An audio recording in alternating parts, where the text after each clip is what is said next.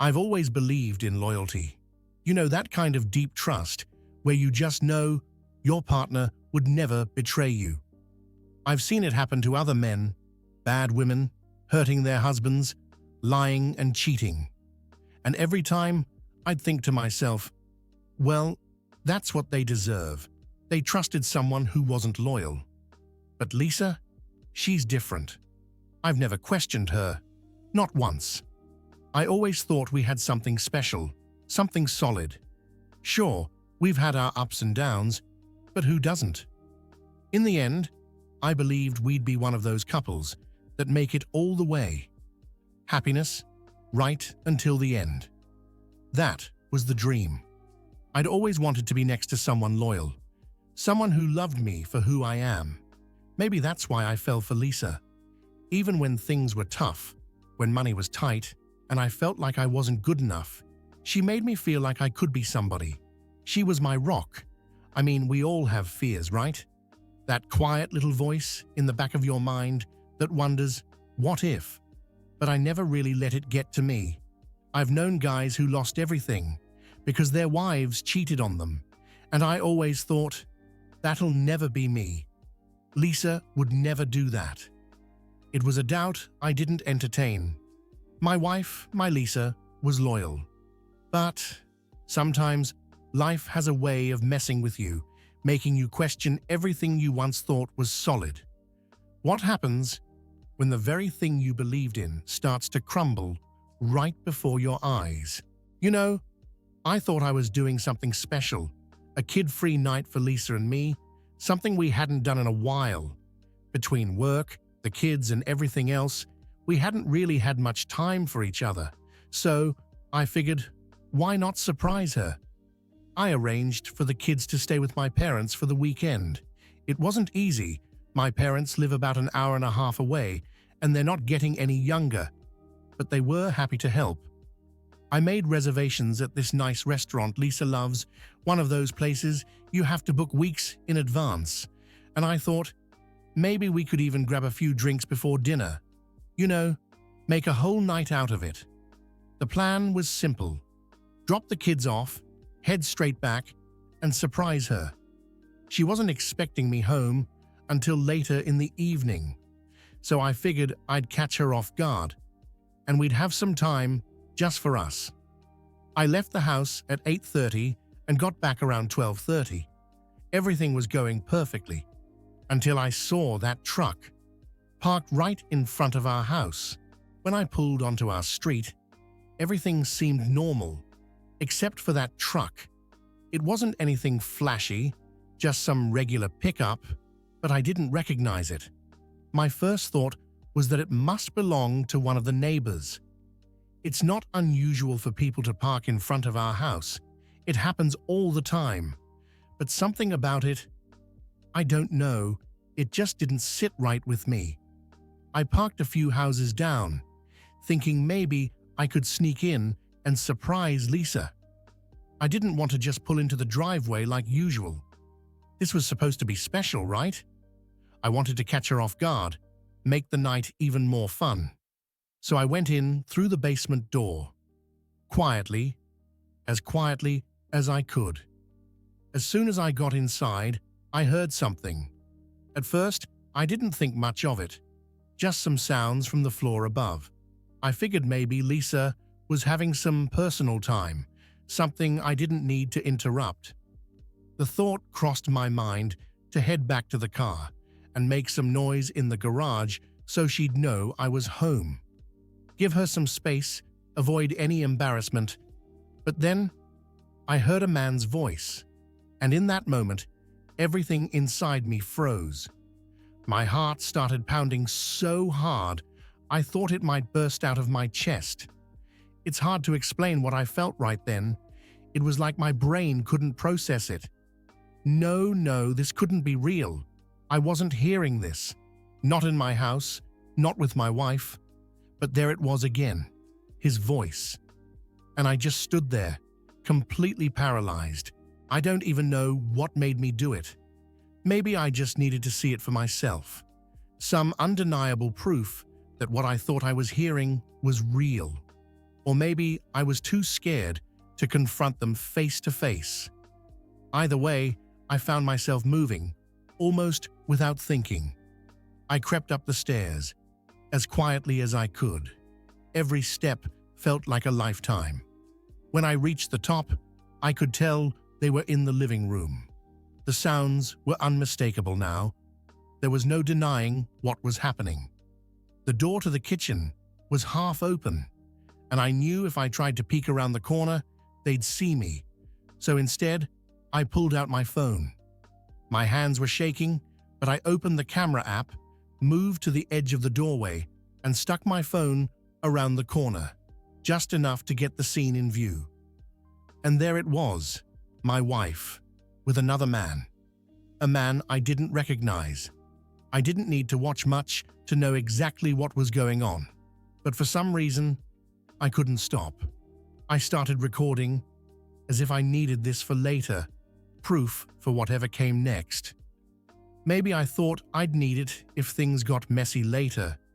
But in that moment, all I could feel was a deep, gnawing sickness in my gut. My heart was pounding so hard I thought I might pass out, but I just kept recording. I stood there for what felt like hours, my eyes glued to the screen, watching them, watching her. I thought I would break down, scream, rush in, and confront them. But instead, I froze, completely numb. I didn't say a word. I just watched my world fall apart right in front of me. It's hard to even describe what I was feeling. Numbness, shock, anger, it all blended together into something I can't even put into words. And still, I kept recording, as if capturing it made it real. Finally, she got up, made a comment about moving to the bedroom, and they headed upstairs. She even joked about how much time they had left. It was like a nightmare, but I was wide awake, living in it. As soon as they went upstairs, I knew I couldn't stay there. I felt like I was suffocating.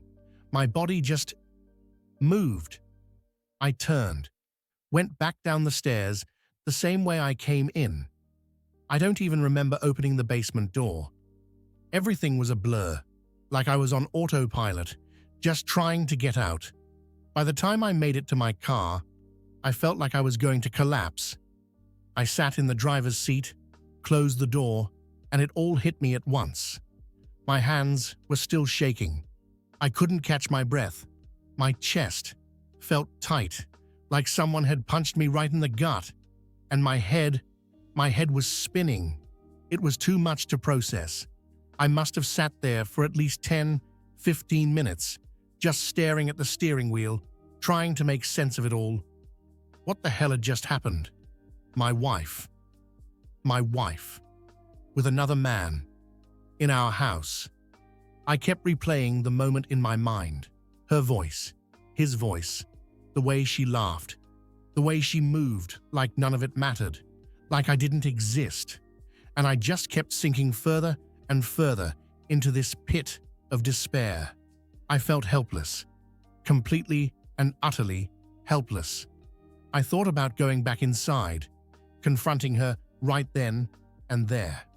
But what was I supposed to say? What could I do? I didn't even have the strength to move, let alone face them. I felt like the ground had been ripped out from under me. So I sat there, in silence, trying to hold back the tears, trying to figure out what to do next. But the truth was, I had no idea. I don't know what made me do it, but the first thing I did when I got home was watch the video. I guess I needed to know if it really happened, if what I saw was real. Part of me was still in denial, hoping maybe it was all some horrible mistake, like I'd wake up and everything would be normal again. But there it was, clear as day, Lisa and him. Every single second was burned into my mind. But I watched it again anyway. It was like I couldn't stop. Over and over, I hit play, letting it tear me apart each time. With every replay, it felt like a knife twisting deeper. My heart was shattered. I mean, what kind of man just sits there and watches his wife with another guy over and over? What does that say about me? I didn't even have the guts to confront her, to say something in that moment. Instead, I stood there like a coward, just recording it, like it was someone else's life. Each time I watched, it felt like I was losing a piece of myself, my self-esteem, my sense of worth. It was all gone. I felt like nothing. I couldn't help but think, how long has this been going on? What did I do wrong? Was I not enough for her? I started thinking about all the times in the past when I failed, with work, with money, even with women before Lisa. Every failure came rushing back, like this moment was proof that I wasn't good enough, that no matter how hard I tried, I'd always be the guy who couldn't measure up. And now, even the one person who was supposed to love me had thrown me away like I was nothing. And still, I kept watching, rewinding, replaying, torturing myself with every second of it. Eventually, I pulled myself together. I had to. I couldn't sit in the car forever, no matter how much I wanted to disappear. So, I decided to go back inside, but not as the man who knew. I couldn't let her know what I had seen. Not yet. I needed time to figure out what the hell I was going to do. I made sure to make some noise when I opened the garage door, like I was just getting home from my parents' house. My heart was pounding in my chest, but I kept my face straight. I couldn't let her see what was going on inside my head. When I walked in, there she was, sitting on the couch in her robe. She looked up at me, her face flushed, and she tried to act like everything was normal. But I could tell she was thrown off. "You're home early," she said, a little too casually, like she wasn't expecting me for another few hours. I could feel the words burning in the back of my throat. I wanted to scream at her, to tell her I knew everything. But instead, I just smiled, and told her I had a surprise planned for us. I said I thought we could have a night out, just the two of us. She jumped at the idea, acting excited, like nothing had happened, like she hadn't just been with someone else a few minutes ago. She poured us both a glass of wine and started talking about what we could do. I nodded, but my mind was somewhere else, replaying what I had seen. She kept talking, and I kept pretending. It was like some kind of twisted game. I could feel the tension building inside me, but I kept it in check. I didn't ask her about the man, about what she had been doing while I wasn't supposed to be home. I didn't say a word. I just sat there, listening to her, knowing that everything between us had already shattered, and she had no idea. After that night, I couldn't stop thinking about it. Every time I looked at Lisa, I saw the betrayal. I heard his voice in my head. I replayed the video in my mind, over and over. But every time I thought about confronting her, I froze. What was I supposed to do? Just throw it all away? I mean, we've built a life together. We have kids, a family, and for so long, she was my rock, the one person I thought I could count on. We've had good times, great times even, and part of me couldn't believe it was all over. I started asking myself, was it worth trying to save? Could we fix this? I wanted to believe that maybe somehow we could go back to the way things were, that maybe this was just a mistake, a moment of weakness, and that we could get past it. But every time I tried to imagine a future together, it felt tainted. The life I had dreamed of, growing old together, finding happiness until the end. It felt impossible now. How could I ever trust her again? How could I live with the knowledge of what she did? I kept going back and forth. Stay or leave. Tell her I know or keep quiet. part of me just wanted to pretend it never happened, to ignore the pain and keep our life together intact. But deep down, I knew it wasn't that simple. Nothing would ever be the same again. It was like I was trapped, stuck between the life I thought I had and the painful truth I couldn't escape. And every time I looked at Lisa, I could feel that dream slipping further and further away. I couldn't keep it all inside forever. After a few days of pretending like everything was normal, I started to crack. I needed to talk to someone, to hear a voice that wasn't my own thoughts tearing me apart. So, I reached out to a couple of close friends and family. I didn't tell them everything right away, just that something was wrong between Lisa and me. Their advice was all over the place. Some told me to confront her, to demand answers, while others said to think carefully before making any rash decisions. "You've got a family, David. You need to be sure about what you're doing," one of my friends said. My brother, always the practical one, asked me if I had proof, if I knew what was going on. And I did. I had the video, but I wasn't ready to show anyone yet. Not even them. The more they talked, the more confused I became. It was like hearing all these voices swirling around in my head, none of them offering the clarity I so desperately needed. Everyone had their opinions, but none of them were living my life. None of them felt the weight of this like I did. I listened to their advice, I really did. But no matter what they said, I still couldn't figure out what to do.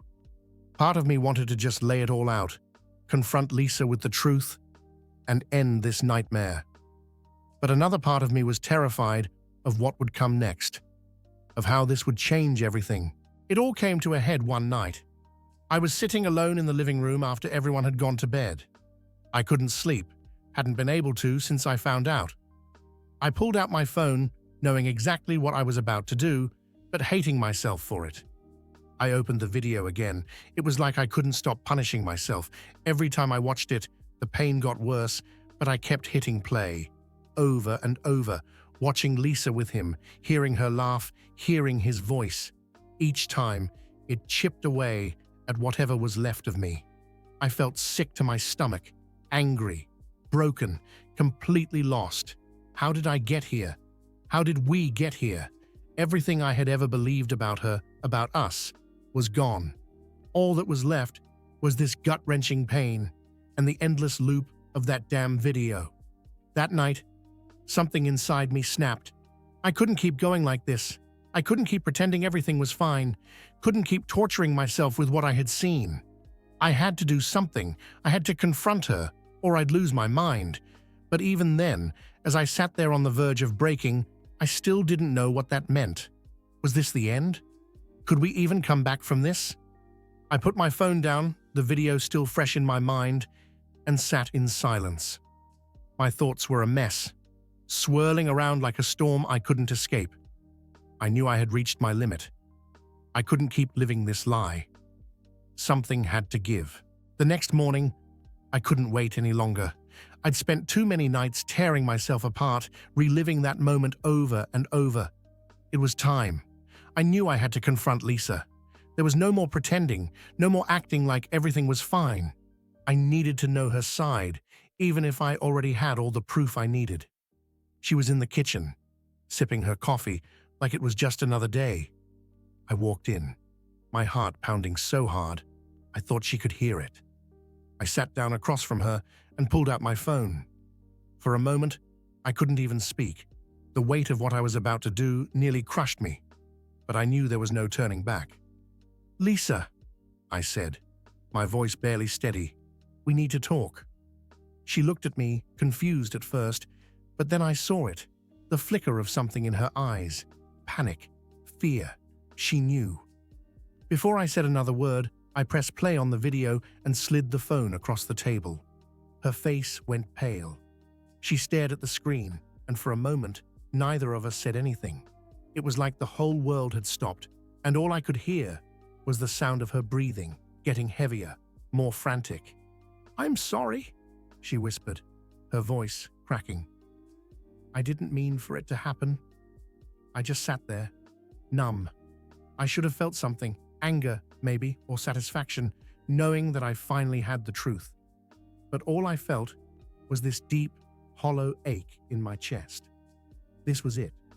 The moment I had been dreading and needing at the same time. The moment of truth. She started crying, saying all the things I knew she would.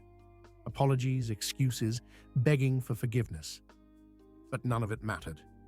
The damage was done. I had thought showing her the video would bring some kind of justice, some kind of closure. But sitting there, watching her crumble in front of me, I didn't feel any of that. I felt broken. Still, I stood up, walked out of the room, and left her sitting there. I couldn't listen to another word. The truth was out, but it didn't make the pain any less real. My world had already shattered, and now it was just pieces on the floor. In the days that followed, I thought about everything. Our marriage, our kids, the life we had built together. But no matter how hard I tried to imagine staying, the reality of what had happened always crept back in. The trust was gone. I was fooling myself if I thought we could go back to the way things were. I spent a lot of time alone, just thinking. It wasn't easy. Every part of me wanted to find a way to fix this, to salvage what we had. But deep down, I knew the truth.